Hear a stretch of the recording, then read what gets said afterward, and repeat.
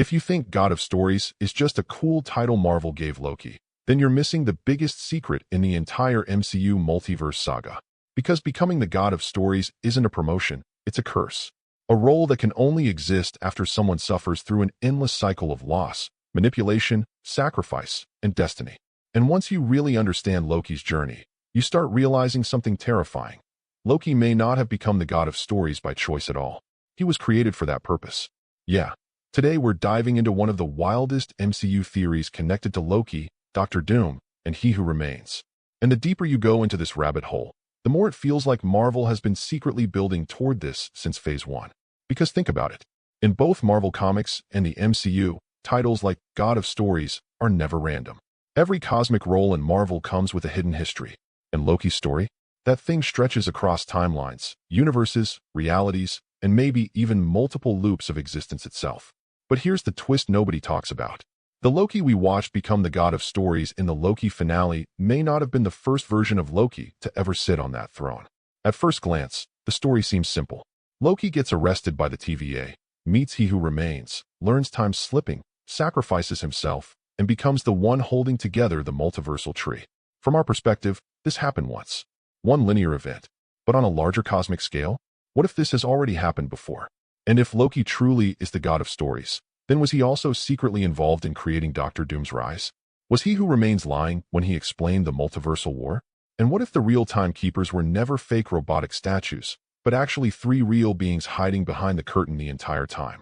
He Who Remains, Dr. Doom, and Loki. Think about Miss Minute's animated explanation from Season 1. Multiversal war happens. The timekeepers arrive.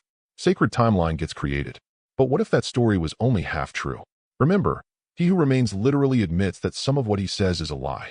That line matters way more now than it did back then. Because according to this theory, the timekeepers weren't imaginary rulers. They were three actual masterminds controlling reality from the shadows. He Who Remains handled time. Dr. Doom provided the technology and structure. And Loki became the living force maintaining the system itself. And weirdly enough, that fits Loki perfectly. Loki represents chaos, but his existence always creates heroes around him. Thor became worthy because of Loki. The Avengers united because of Loki. Even the MCU itself started escalating after Loki invaded Earth in 2012. His role was never to win. His role was to create stories.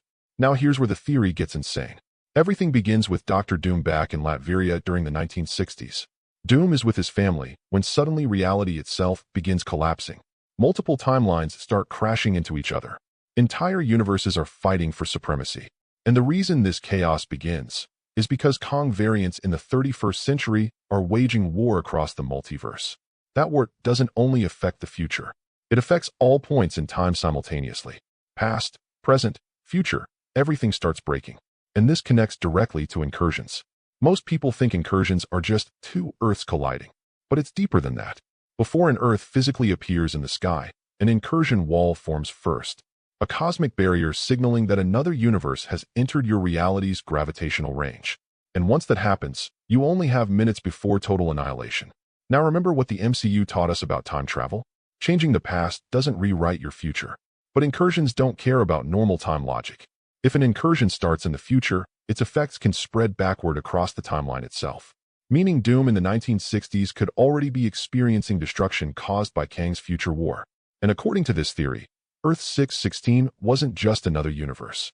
It was the central universe holding the multiverse stable. Surrounding realities depended on it. That's when a version of Kang arrives. Not the Conqueror. A different variant. Nathaniel Richards. Iron Lad. A version of Kang who actually admired Doom instead of trying to conquer everything. Unlike the tyrannical Kang from Ant-Man and the Wasp. Quantumania, this Kang understood the danger of uncontrolled branching timelines. And eventually, Iron Lad evolves into the version we know as He Who Remains. Now suddenly, the sacred timeline starts making way more sense. He Who Remains and Dr. Doom realize that Kang variants are the true cause of multiversal instability. Infinite branching timelines create infinite temporal gravity, and that gravity pulls universes together, causing incursions. So what's the solution? Reduce branching. Limit time flow.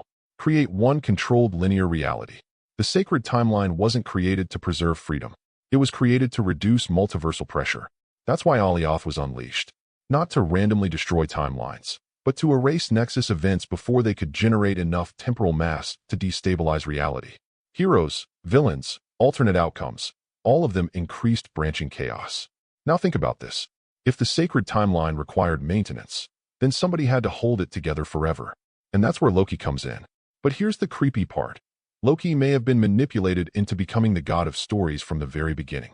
He Who Remains needed this Loki specifically, the one capable of sacrifice, the one capable of understanding isolation, the one capable of choosing burden over freedom. That's why Loki's path feels so carefully designed in the series. Every loss, every betrayal, every failure, it was shaping him into the perfect replacement.